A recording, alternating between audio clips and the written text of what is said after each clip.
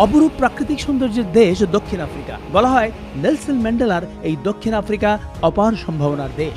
প্রাকৃতিক সৌন্দর্যে ঘেরা দেশটির আয়তন 4,71,445 বর্গমাইল, যা বাংলাদেশের তুলনায় 8 গুণেরও বেশি।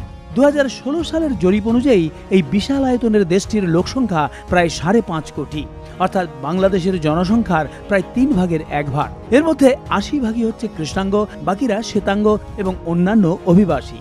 লোকসংখ্যার তুলনায় জমি বেশি থাকায় দক্ষিণ আফ্রিকায় কৃষিকাজের সম্ভাবনা প্রচুর, কারণ এখানে রয়েছে প্রচুর অনাবাদি জমি। আমি কথা বলছি দক্ষিণ আফ্রিকার কেপ টাউন থেকে প্রায় 40 কিলোমিটার দূরে স্টেলেনবুশ নামক একটি স্থানে অবস্থিত আঙ্গুরের খামার থেকে। এখানে প্রায় 42 হেক্টর জমিতে এ ধরনের আঙ্গুরের চাষ করা হয়েছে।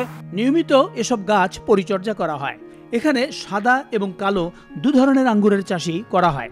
মূলত জানুয়ারি মাসের মাঝামাঝি সময়ে এখান থেকে আঙ্গুর সংগ্রহ শুরু করা হয়।